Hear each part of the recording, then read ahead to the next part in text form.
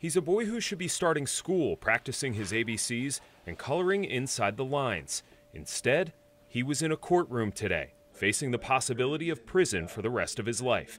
TMJ4 News is not naming the boy in accordance with the judge's ruling to keep his identity private. And nothing but the truth, so help you God. Yes, I do.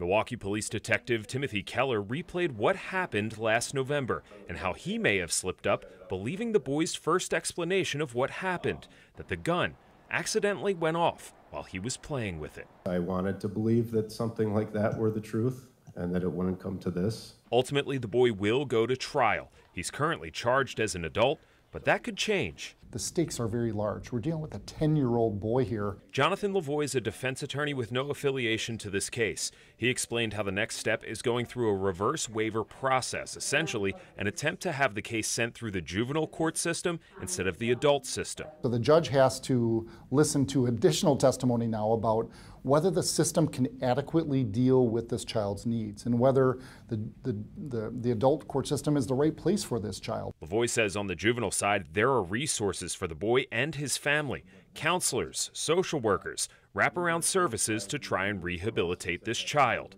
The alternative? The adult court system is much more of just a warehouse. It's very likely the juvenile court system is going to provide a lot more benefit to this child and ultimately to the community. To have the reverse waiver accepted, the boy's defense team will have to prove three things: that the adult system doesn't have adequate treatment options for the boy, that a move to the children's court won't depreciate the seriousness of the crimes levied against him, and that keeping him in the adult court isn't necessary to deter other kids from committing the same crime.